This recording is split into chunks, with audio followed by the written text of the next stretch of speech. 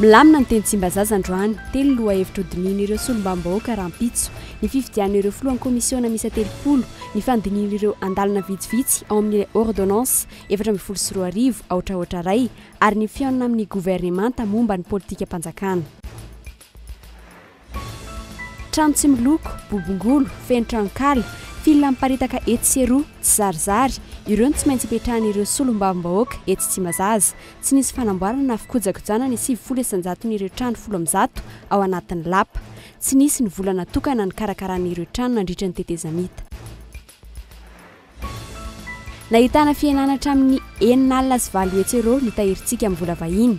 Hita taratra izany tamin'ny fiakaran'ny €100 ho €9,707 raha toa ka €5,707 izany iray volana lasa. Tsy mbola hoatoato no hiarin-doha ny vola malagasy eo anatrehan'ny euro sy ny dolara, ary ahina hitotongana mafimafy kokoa izany, mbola hividy lafo ireo mpanafatra entana. Amaranina ny vaovao, tavoahangy labera mahery ny 10 metry iray tapitrisa nananganana temple bouddhiste iray tany Thaïlande. Ahitana trano 20 maro karazany samy vita amin'ny tavoahangy avokoa. Zava-bita miavaka entina aminao androany. Ny andindinin'ny zavatrany.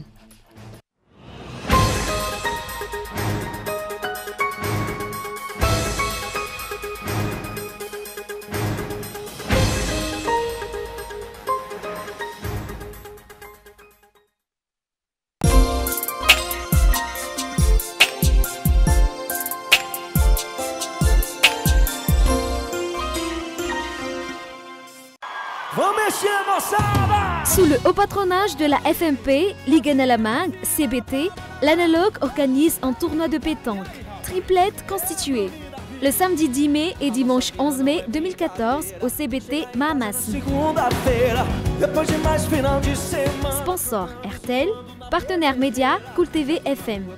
Infoline 032 05 910 53.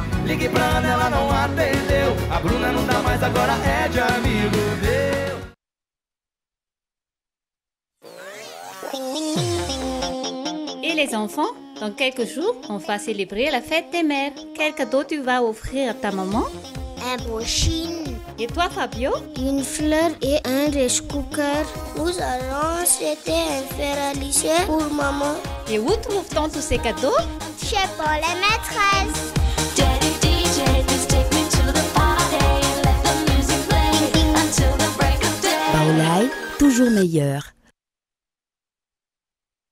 Sous l'égide de la Fédération des sports Auto-Malagas, le club FMMSAM vous présente la 8e édition du Rallye Total, comptant pour la première manche du championnat de Madagascar des rallyes saison 2014, le 16, 17 et 18 mai.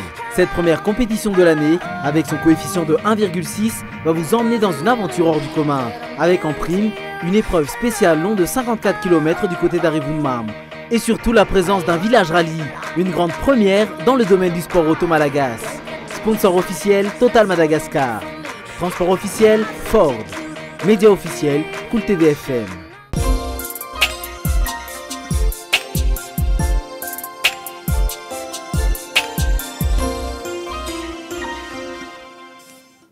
Ankafaliana indray ny hitsidiana ny tokantranonao tompoko lasy tompoko vavy amin'izao alina izao ankasitrahana hatrany ianao tsy misaraka amin'ny Kolo TV amin'ny fotoana ny fampahalalam-baovao toy izao.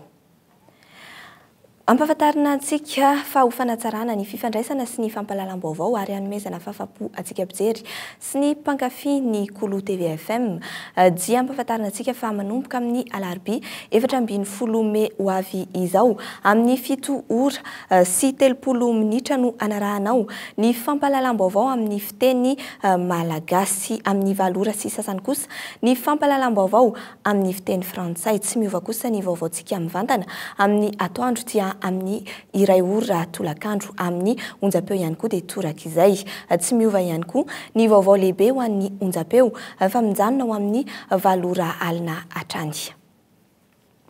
Fa ny vaovao politika kosa indray etika sy déontologie misy ve izany amin'ny tontolo politika eto Madagasikara raha ny enimpolo mahery no nahavita nampijoro azy ara-dalàna ny antoko politika malagasy firy amin'izy ireo kosa no manana sy manaja ny fitsipika anatiny.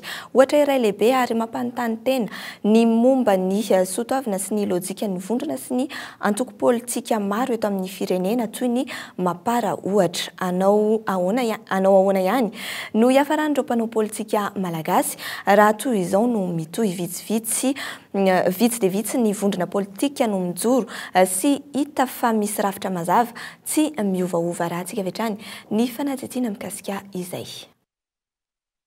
Mampanontany tena no manjoan'ireo vondrona politika samihafa ankehitriny toy ny tsy manana fitsipika anatin'ny fiazy izy ireny. Raha marina, adino ary resaka fotsiny hoe lalàna amin'ny fiainantoko politika. Fa na fitsipika fifampitondrana aza sahirana izy ireo mampiatra izany. Ohatra kaiky, azo antoka fa sahiran-tsaina mafy ny filoha teo alohan'ny Rajoelina mpivondrona Mapara amin'izao zava-misy izao. Farafahakeliny amin'ny fitsipika amin'ny fiainantoko. Ny fanajana ny ambaratonga mpitondrana amin'ny fandraisana fanapahan-kevitra. Raha noeverina fa tokony iray izy ireo manoloana maranisy anivon'ny PMP dia ireny ny Akomaly ireny. Ny fizarazara sy ny fahasamihafan-kevitra ka lasa samy mandeha samy mitady ny Mapara. Ny TGV moa dia tsy hita popoka hatreto hoe lasa aiza. Manam-pirofo ve ireny fa tsy nisy rafitra mazava na fitsipika mazava amin'ny fiain'ny Mapara. Samy misy ihany fahadino dia miverina ny adihevitra hoe antokotra vondrona politika ara-dalàna marina avy eo Mapara. Raha toka afaka manao izay tena atao tahaka ireny avokoa ny solombavambaoaka rehetra ao anatiny. Mahazo vahana amin'ny fanapahan-kevitra samy ireny. Ireo lasa minisitra tsy miteny intsony. Ny sasany mandraona ny metram-pialàna, sasany milaza anao mpanohitra amin'ny anaran'ny tenany, ny hafa nohona amin'ny PMP, ny hafa mihaino eny fotsiny ary ny amby manohana ny filoham-panorona. Fantatra ihany koa fa ray antoky ihany ireo filohan'ny antenimieram-pirenena roa ny fandimby nefa mifanipaka tanteraka masom-bahoaka samy avy ao amin'ny antoko lidera fanilo. Izo Max Rakotomamonjy filoha nasionalin'ny antoko lidera fanilo am-perinasa lany tamin'ny kongresy natao an'ity atokana antsangany tompoko Laher Zorazafy Maleo ity. Izao lanonam-pisokafana izao dia manamarika ny fiverenan'ny fiandrianan'ny lalam-panorenana no sady manamafy ny fijoroany andrim-panjakana voalazan'ny lalam-panorenana. Ny Kristina Razanamasoa ihany koa filoha lefitra nasionalin'ny antoko lidera fanilo tsy mbola nametra-pialàna sady eo mivondrona Mapara ihany koa mifanipaka sy lasa mpifanarana politika tanteraka nefa izy ireo ankehitriny. Henatra sy baraka ho antsika malagasy izany hoe aty amin'ny tany milaza fa demokratika no mbola isy fifidianana lany zato isan-jato izany. Mampanontany tena ny hoe etika sy deontolozin'ny mpanao politika very ny mpanara-baovao indrindra rehefa reny fijoroan'ny vondrona tsy miankina samihafa amin'ny antenimieram-pirenena toy ny UDI, Patram, GPS sy ny sisa. Solombavambaoaka tsy miankina maro nefa indrona ny telo nivavondrona atao anatin'ny 3 volana na solombavambaoaka azy. Ho amin'ny Mapara manokana, irosa amin'ny fangatahana fanonganana ireo solombavambaoaka nisitaka sy tsy nanaja amin'ny fitsipika mifehy azy izy ireo raha mpitso raha tsy misy ny fiovana. Mbola eny Tsimbazaza izay hatrany na eo aza ny tsy fitovi-kevitra samihafa miroso ny ekipan'ny Jean-Max Rakotomamonjy amehana ao anatin'ny fandaharam-potoana na ny ordre du jour hodiniana manomboka raha ampitso ny fifidianana ireo filohan'ny komisiona miisa 30 ny fifidianana ireo andalana vitsivitsy amin'ilay ordonnance 724 tsipika aotraotra iray ary ny fiaonana amin'ny gouvernemanta momba ny politika mpanjakana. Raha ny tety ivelany kosa dia hita fa nilamina tsy toy ny Gaomaly ny teny Tsimbazaza sy ny manodidina. Erinirina Rabary no mitatitra ny andinindindy. Mitovy ny tadin-dokangy eo amin'ny lohandohan'ny mpisorona ao amin'ny antenimieram-pirenena sy ireo solombavambahoaka maro anisa. Efa samy manaiky fa ireto toroarevitra telo ireto no dinihina raha mpitso. Raha ny fomba fijeriko azy aloha ny anisan'ny lahadinika izay tokony ho jerena voalohany anisany zavatra tokony ho jerena amin'izao session ordinaire zao dia indrindra aloha ny famitana an'ireo voamera maharitra ny fifidianana ny filoha sy ny fametrahana an'ireo mpikambana rehetra ao anatin'ireo voamera isan-karazany eto anivon'ny antenimieram-pirenena. Zay zavatra anankiray dia faharoa manaraka an'izay koa ny fijerena ny amendement ny ireo indrindra fa lay ordonnance. Dia ny fahatelo farany fandraisana ny gouvernemanta tarihan'ny prime ministre zany amin'ny fahasivy na faraika ambin'ny folo ny volana May. Mazava izany fa iverina eny amin'ny antenimieram-pirenena indray ny adihevitra momba ny fanaraha-pananana sy ny immunité parlementaire raha mpitso Akoatra ny fifidianana ireo filohan'ny komisiona miisa 3 izay tsy fantatra mazava loatra eto hoe iray isaky ny ministera ve ahoana ny ho isan'ny solombavam-bahoaka ao anatin'ny voamera iray. Isy solombavam-bahoaka iray fa ompikambana amin'ny komisiona maromaro ve andrasana ato anatin'ny 90 andro ihany koa ny tolo-dalàna sy volavolan-dalàna samihafa maika eo amin'ny lafin'ny fampianarana sy ny fitsaboana fa indrindra ny fambolena sy fiompiana izay isan'ny fototry ny politika ny filoha-pirenena. Akoatran'ireo ny momba ny teti-bola-panjakana iasan'ny ministera izay maika ihany koa noho izany tsy maintsy asipanyvana sy fantsiana goavana. Itoeram-pitso amin'ny siviora ny fivoriana ara-potoanan'ny antenimieram-pirenena, fivoriana izay azon'ny besin'ny maro hatrehina. Nanamafy fa tsy ho avy anatrika izany ny mapara raha ny nambaran'i Kristina Razanamahasoa omaly. Nanao recours zahay satria iny fifidianana natao teo tamin'ny sabotsy iny amiko dia sarisary mpifidianana ozy ahy zany tsy manana heriny iny aty amiko ary satria tsy demokratika tsy mba afaka nilatsaka ny rehetra izay te hilatsaka fa ohatra ny karazana fifidianana dirige ny teo taloha nefa ny dia nanana endrika demokratika satria mba nisy candidat afaka nilatsaka ho filoha ary inona nanao teo iny ihany dia efa resiko izy satria nanome ny safidiny ny député rehetra. Azo antoka fa hitombony isan'ny parlementera 8 eny Tsimbazaza Rapitso. Nitarika Raolodinina aloha efa nilaza ny fanatrehana ny fivoriana. Ny lamina kosa ny manodidina ny lapa. Tsy nisy na dia fiara iray mitondra mpitandro filaminana aza hita teny amin'ny manodidina. Mbola ny vaovao ara-politika izay hatrany zato andro no nitondran'ny filoham-pirenena Rajaonarimampianina ny Repoblika ny Madagasikara zary-panoana ny programan'ny rehetra na tsy mbola voafaritra mazava azy ny programan'ny faniampahany no efa voalaza teto sy teroa. Ireo nanoana kandida hafa nifaninana taminy nandritra ny fifidianana filoham-pirenena farany teo izay no heverina fa ho mpanohitra azy avy hatrany dia niditra ihany koa tao anatin'ilay vondrona PMP maro anisa ankehitriny eny anivony antenimieram-pirenena. Isy fiovana ve ny raharaha mandritra ity fivoriana ara-potoana ny antenimieram-pirenena ity ny andindin'izay tanteriny Andry Rarson. Voasoratra mazava amin'ny lalam-panorenana ny toerana misy mpanohitra eto Madagasikara araka ny 720 andalana faefatra. Toerana filoha-lefitra fahafito mitovy lenta filoha-lefitra enina. Hatreto antoko roa mampafantatra fa mpanohitra fitondrana amin'ijoro zao. Ny antoko forsa mediany mixte tariny Max Fabian Rindrindrin izay miaraka amin'ny Lalatina Ravolomanana nanambary izany voalohany tamin'ny 27 aprily lasa teo. Milasy ty antoko forsa mediany mixte ty fa andamosin'izy ireo ny filoha teo Rosa Felbert nefa hatramin'izao mbola tsy nanamarina na nitsipaka izany profesora. Omaly nanambara tamin'ny mpanao gazety Raolodinina Nay fa vonina ny akan'ny toeran'ny mpanohitra manoloana ny lazainy fa tsy fandraisana anjara sy fitafizavizany mapara.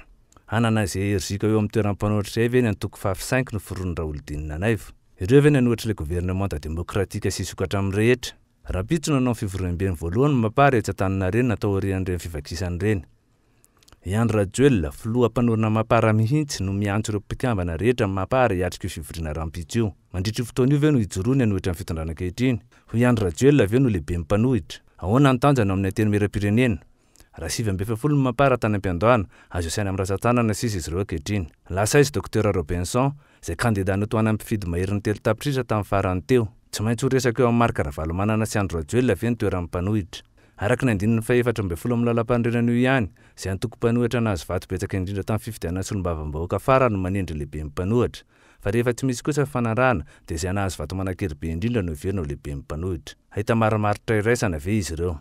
Atao anatin'ny 80 andro azo antoka fa isipetraka amin'izay ny toeran'ny mpanohitra. Efa niresaka ny filoham-pirenena teo aloha Marc Ravalomanana ihany sika tao anatin'ny fanadihadiany Andry Rarson iny fantaniana manidikidika ny maro ny hoe isan'ny fifanarahana miafina ny fanaovan'ny filoham-pirenena ery Rajaonarimampianina ho takalo ny fanohanan'ny solombavam-bahoaka ny mouvance Ravalomanana azy ve ny momba ny fampodiana azy eto Antanindrazana. Taorian'ny fandalovan'ny mpisolo vava anty filoham-pirenena izay mialokaloka aty Afrika Atsimo ity eto Madagasikara. Miparitaka ny vaovao ankehitriny fa hiverina mialohan'ny 24 Jiona izy tsy nandà izany ny maître Anitra Razafimanantsoa nandritra ny fifamindram-pahefana teo aminy sy ny solombavam-bahoaka Rasolonjatovo Honoré io ariva io. Ny andindin'izay mbola hoentiny Andry Rarson hatrany. Mbola adihevitra gaovana ho amin'ny mapara ihany koa no mety fiverenan'ny Ravalomanana Marc. Ankohatra nefa fivakivakisany ankehitriny. Naningany indray papasolo Androany nanaiky nanao famindram-pahefana ary naneho ny fisarahany GPS amin'ny mapara. hatreto nilaza ny tsy afaka ny anao mifamindram-pahefana amin'ny filoha teo aloha Kristina Razanamasoa. Mbola miandry ny fanehoan-kevitra avy amin'ny fitsarana avy momba ny lalam-panorenana ireo filoha lefitra miisa efatra avy amin'ny vondrona politika mapary ireo sy ny filoha teo aloha ny anteny miram-pirenena araky ny vaovao azo vao anao izany famindram-pahefana izany. Hatramin'ity androandroany ity anefa dia mbola tsy naneho ny heviny mikasika ny fangataham-panazavana napetraka Kristina Razanamasoa teny Ambohidahy tamin'ny alatsinainy 5 Mey lasa teo ny fitsarana avo. Nanandrarotra io famindram-pahefana io ny mpanao gazety nanontany resaka mely fa hody atany-drazana mialohan'ny 4 Jona ny filoha teo aloha Marc Ravalomanana. Tsy nandahy izany ty mpisolo vava azy ity. Marina ve tsoko fa hoe ho avy alohan'ny 4 Jona ny filoha firenena teo aloha Marc Ravalomanana. Ho avy izy amin'ny fotoana mamety anazy. Zay tsy mametra daty tsy mametra daty izy fa zay fotoana mamety anazy no tiany. Ny fitondram-panjakana no mamaritra amin'ny fotoana sy ny ora arak'izay ilaminan'ny tany sy ny fanjakana raha ny voafaritry ny tondrozotra. Raha totoafo ny fitakiana fampidiana ireo sestamp politika natao mivondrona raisam-pirenena nandritra ny teteza mita dia saika tsy dia resahana firy-ntsony zany ankehitriny. Hodinina teny miram-pirenena ve ny momba azy io satsia hatreto aloha roa tamin'ireo filoha revitra teo aloha no nanao famindram-pahefana tamin'ny birao maharitra vaovao. Abel Zafimatratra avy amin'ny Mapara sy Ary Andrianeva avy amin'ny Tsimiankina no nanomboka izany tamin'ny alatsinainy alina lasa teo. Mbola eny Tsimbazaza-trano tsy tomombana ny trano fandraisana ireo solombavam-bahoaka eny antoerana simba avokoa na ny ivelan'ny trano na ny atin'ny trano sy ireo kojakoja ao anatin'izany. Mbola tsy vita ny fanamboarana, tsy maintsy atomboka nefa ny fitsinjarana amin'izao fotoana izao. Amin'ity fivoriana ara-potoana ity ireo tena lavitra ny renivohitra no omena trano mialoha. Ny andinindin'izay ary. Trano tsy miloko, bombongolo, fiantranon-kala, ahitana fila miparitaka etseroa, jazarizary, ireo tsy maintsy hipetrahan'ireo solombavam-bahoaka eto Tsimbazaza. Tsy nisy fanamboarana na fikojakojana sy firitsanjaton'ireo trano 10 ao anatin'ny lapa. Nanamafy ireo mpiasana teny miram-pirenena fa tsy nisy ravitra nampiasaina nandritra ny fitondrana teteza mita ka natoka amin'ny fikojakojana izany ho baranahiny. Saika azo indray tsy teny idirana tamin'ny fotoana rehetra izany. Tsy nisy raha teo ny volana tokana ny karakaran'ireo trano. Hetsakilan'izay, nisan'ny solombavam-bahoaka mitombotsy toy ny tamin'ny Repoblika faharoa nananganana ny trano fandraisana. Mbola koropaka ihany koa nefa ny fandaminana tao ankehitriny momba ireto trano reto, sempotra mpikarakara.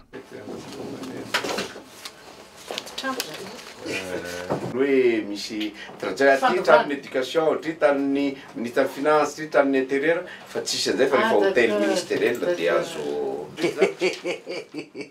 Mena hélicoptère no. Hitanao mila fanamboarana maika na ny ivelan'ny trano na ny atiny, indrindra fa ireo kojakoja ho aminy. Ireo mpandraraha mitantana trano fandraisana avy eto Antananarivo tsy mety mandray intsony solombavam-bahoaka noho ny tsy fisian'ny teti-polo ka tsy nahafahany anteny mera nandony hofa-trano teo aloha araky ny nambaran'ny questeur voalohany teo aloha. Ny frais d'hôtel farany teo mbola tsy paye atsamotsika amin'ny teny izao dia sarotra amin'ilay opérateur hôtelier zany no mbola hiampy an-trano ny député amin'izao fotoana izao. Ireo solombavam-bahoaka koa toa mifanilika ny toerana ilaza ny zava-misy marina iainan'izy ireo amin'ity trano fandraisana Tsimbazaza ity. Teny an'izany dia ataon'jareo haingitraingitra zareo an-tranon'jareo nga eritreretin'jareo fa hitovy any an-tranon'jareo amin'ny assemblée ao. Ka aleko lehilahy miteny an'izay mba hitako hoe mba misy dikany kokoa par rapport aminay. Non, ataon'jareo hoe c'est vrai fa iraisin'olona hoe haingitraingitra ny vehivavy ndray dia mitomany zavatra tsy tokony ho isy.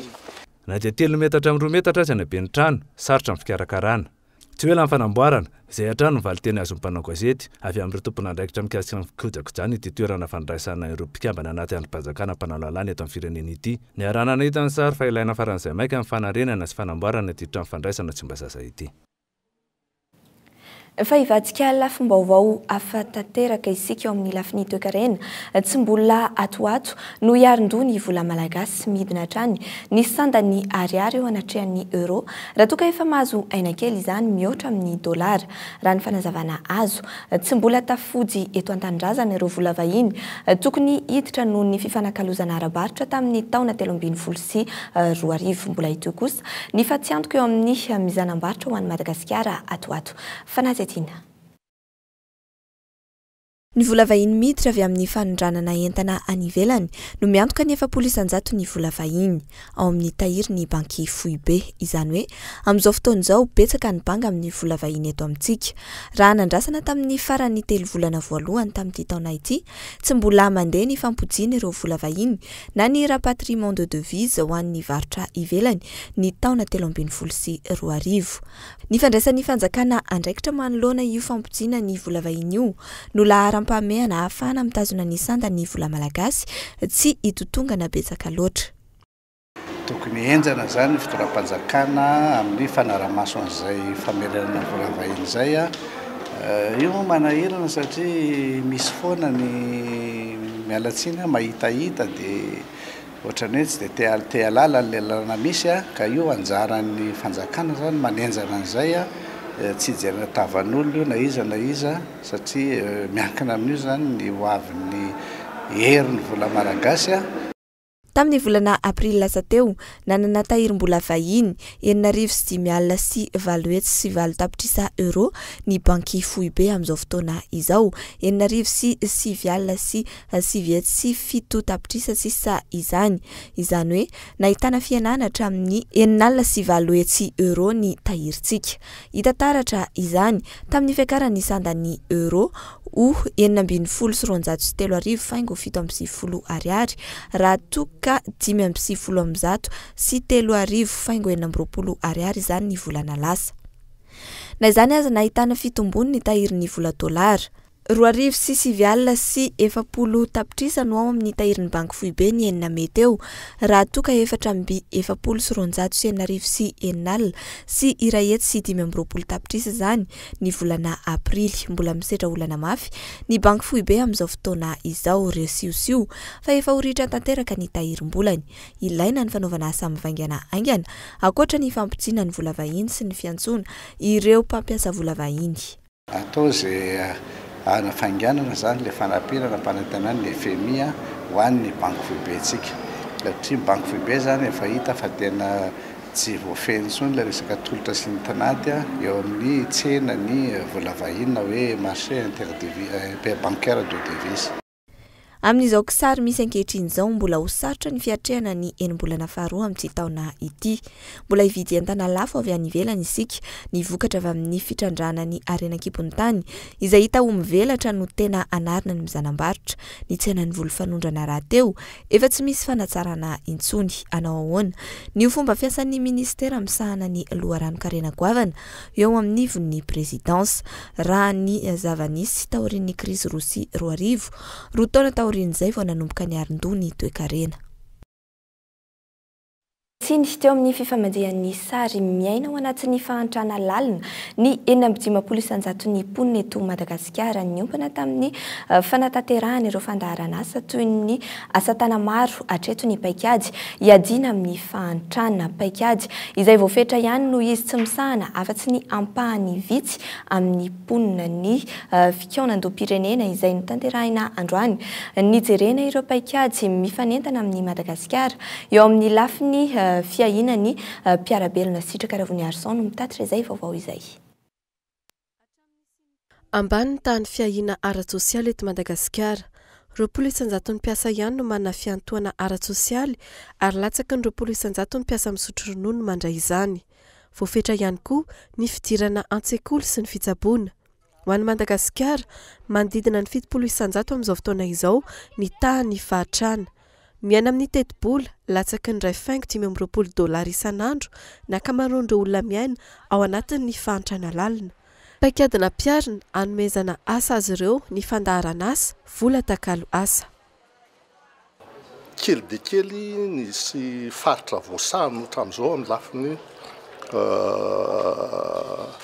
vola takalo asa takalo vola. Manao ny fidy, tena manao fa raha oharina amin'ny filanany ireny zavatra natao ireny kely dia andininy voalohany zany hanitatra an'io zao zavatra programme fidy manaraka zao. Ny zava-baovao dia zao araka ireny voalaza hitantsika teo ireny dia zahay fidy koa dia hitoditra amin'ny antsoina hoe cash transfert, fanohanana ny fianakaviana fianakaviana mba hisoroana ny fialan'ny mpianatra mitsokan-darana mositsika mba hisoroana an'izay. Isan'ny paikady nahitam-boka-tsoa tany Brezila ny baolitra familia vola mitetina hatrany amin'ny 12 miliara dolara isa-taona no natokany fanjakana anatanterahana izay fandarana asa izay. Momba ny politika ny fiahiana mpiarabelona izay ampiarina eto Madagasikara, naneho ny fahavononany anoana ny politika nasionaly ny banky iraisam-pirenena.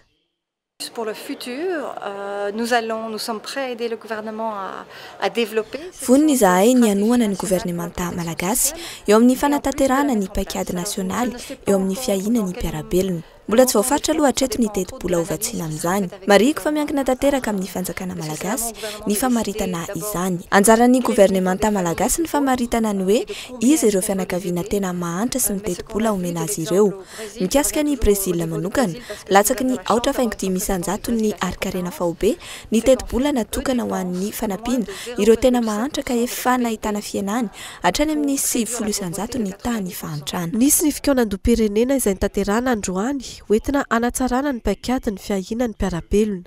Ny banky iraisam-pirenena sy ny FID no miara-mombonantoka amin'ny fanatanterahana izany.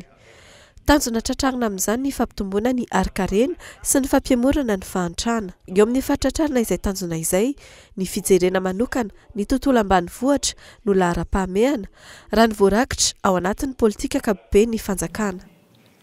Efa eo amin'ny lafiny fandriam-pahalemana kosa indray no entsika anoizana ity fampahalalam-baovao ity anamafy ny fomba entina miady amin'ny dahalo any atsimon'ny nosy ny zandarmariam-pirenena atoato araka ny baiko avy amin'ny filoham-pirenena voalohany amin'izany ny kodare izay entina atoato eo anivon'ny filan-kevitry ny gouvernemanta ary everina fa ho atomboka tsy ho ela. Io no etsika vonjimaika mila tanterahina aingana entina hanamafisana ny asandreo borgady any amin'ny faritra mena izay tsy maharaka manoloana ny asan-jiolahy tsy mitsaha mitombo. Ankoatra izay, misy ny tetikasa hanangana kazerina vaovao atokana ho an'ny sampana manokana na unité d'élite tsy isy ny fanofanana ireo zandary efa amperinasa ho amin'izany sampana manokana hiady amin'ny andian-jiolahy izany. Araka izao fanazavan'ny sekretera-panjakana misahana ny zandarmariam-pirenena azy izao. Kazerina no atsangatsika. Tetsika tsy mamorona tsony fa ny eo ihany no mavadibadika. Metsika entraînement reo, metsika entraînement tsara. Tsika ne manana centre d'entraînement commando ao Ambatolaonao mipetra fotsiny, ampanaovitsika any. Asaitsika mahay mitifitra reo. Io tsy amin'ny G6 dia efa misy an'izany. Izy koa izay, rehefa ampy ny entraînement dia mandeha ho azy rehetrarehetra. Vaovao eo amin'ny lafiny kolotsaina kosa indray 5 taona ramatoa Gisèle Rabesahal raha toka mbola velonaina ny 17 Jona 2024 izy no nodimandry ary nanamarika ny siniavaka teo amin'ny tantaran'i Madagasikara moa ity vehivavy ity. Nanamarika izany ary ny fianakaviany ny ministera ary ireo mpiara-miasa taminy teo aloha ankoatra ny asa nataony nametraka fomba fisainana sy fomba fanao politika teto amin'ny firenena ity vehivavy ity. Ny andindiny makasika izay. Tsy nisy niainy Gisèle Rabesahal raha ampitaina tsotsotra ny fomba mampietsy ny ankamaroan'ny mpanao politika ankehitriny sy ity ministry ny kolotsaina teo aloha nodimandry ny taona 2024 ity. Tsy nivadika palitaona indray mandeha izy Gisèle Rabesahal tao amin'ny Antoko FM no nandaniny ny androm-pianany ny aina sanana Bevo an'izany Antoko izany.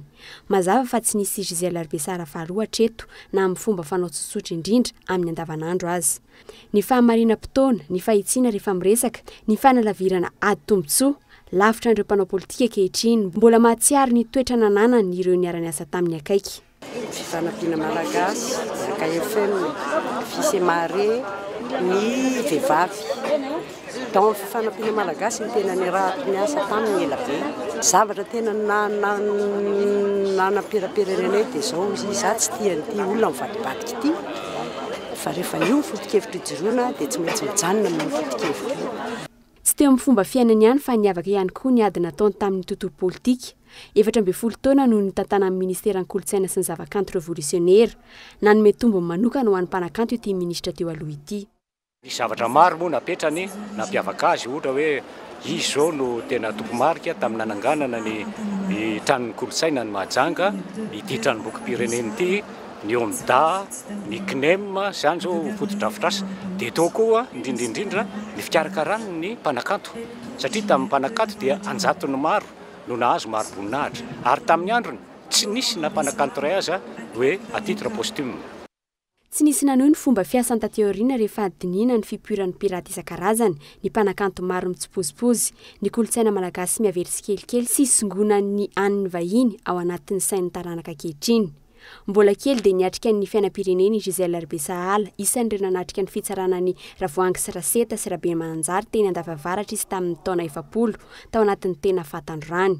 Nisy ny fitokonana tsangam-bato manokana ho azy teny Andravoahangy ambony androany na raha ny fampiratiana momba azy etsy amin'ny tranombokim-pirenena Befiloha. Fa eo amin'ny vaovao iraisam-pirenena kosa indray totosa androany ny fifidianana solombavam-bahoaka ho an'ireo mponina mahery ny 520 tapitrisa ny Afrika Atsimo. Misa 700 ireo depute niatrika ny safidim-bahoaka raha ny vokatry ny fifidianana fanajajina natao. Ny antoko ANC misy ny fitondrana amin'izao fotoana izao no mbola maro-panohana amin'ny salanisa 70 isanjato ny ANC izay nipetraka teo amin'ny fitondrana hatramin'ny taona 770 zany hoe 20 taona amin'ity taona ity. Na dia eo aza ny kolikoly eny anivo ny sampandraram-panjakana tsy mahasakana an'ireo mpifidy ny andatsabato ho an'ny ANC izay nitondrany Mandela fony fahavelony. Fa maro ny fomba iarovana ny tontolo iainana ny fako isan'ny fototry ny loto maneran-tany no manentana ny olona hiady hevitra manodidina azy ireny ho akora azo ampiasaina toy ilay trano lehibe any Thailande izay hitondrana anao ao anatin'ny tsy fanadihadiana mahakasika ny zava-bita miavaka ity. Mahery ny 10 hetsy sy iray tapitrisa ny tavoahangy labiera nampiasaina nanamboarana ity temple bouddhiste iray tany Thailande ity. Arahantsika ny andinindininy izay. Tsy reto moan'ny reto akory no sotro sy nandany reto labiera rehetra nahavitana ity temple lehibe iray ity. Nanomboka ny taona 420 sy 700 no nanangonana ireo tavoahangy reto. Karazana tavoahangy na labiera roa no nanangana ity fotodrafitrasa lehibe ity. Ny Henken sy ny Shang marika na labiera ny toerana miavaka tamin'ny amafisany sy ny bikana. Naritra roa taona no nanangana ity temple ity. Raha atambatra trano teo amin'ny 20 teo no natsangana ka ahitana trano fivavahana, karazana galeria isan'ny manintona ireo mpizahatany sy toerana fidiovana sy vivoana ihany koa. Samy vita amin'ny tavoahangy na labiera avokoa ireto trano ireto. Loko roa no miasa eto dia ny tavoahangy maitso sy ny tavoahangy marron. Trano misy rihana iray ary na ny rindrina sy ny tohatra na ny eny tokotany samy tavoahangy avokoa. Mitohy eny amin'ny valindrena sy ny tafo ka hatramin'ny tambohiny ivelany. Sady vakoka manan-tantara ho an'ireto sy no ireto izany. Watelany koa no nampitondraina ny anarany ity trano fivavahana ity. Fiara-miasa tamin'ireo teratany sy no any Thailande no nahafahana nanangona ireto tavoahangy miisa 10 hetsy sy iray tapitrisa ireto. Mbola niavaka ihany koa ny fananganana azy ho lasa tranon'ny joro. Nomena endrika maro karazana sady mamirapiratra no kanto ny zava-misy eto. Tsy ny tavoahangy ihany no azo ananganana zavatra ilaina toy izao fa na ny sachet plastique na ny taratasy izay ariana eny rehetra eny azy afaka avadika ho angovo azo avozina avokoa. Azo antoka aloha raha nisan'ny bara eraky ny elakela trano eto amintsika fa tsy sarotra ny manangona ireo tavoahangy avy nisy labiera ahafahana manao toy izao raha misy ny tetikasa. Ampahafantarina anao eto ampamaranana ary fa ny fandaharana kolotsara miaraka amin'ny minoso no arahinao rehefa tapitra ity fampalalam-baovao ity aorian'izay kosa ny horonan-tsary voalohany arahinao dia ny The Magic of Belle Isle izary hoarahany horonan-tsary faharoa The Wolf of Wall Street. Patsahivina anao ihany koa araka ny efa nolazaina teny ampiandohan'ny vaovao fa ho fanatsarana ny fifandraisantsika sy ny fampalalam-baovao ary hanomezana fahafapo atsika mpijery sy ny mpakafy ny Kolo TV sy ny Kolo FM dia arahintsika manomboka amin'ny alarobia 7-20 ny volana May izao amin'ny 7 sy sasany minitra ny fampalalam-baovao amin'ny fiteny malagasy, amin'ny 7 sy sasany kosa ny fampalalam-baovao amin'ny fiteny frantsay. Mivantana avokoa no anarahantsika ireo amin'ny fahitalavitra.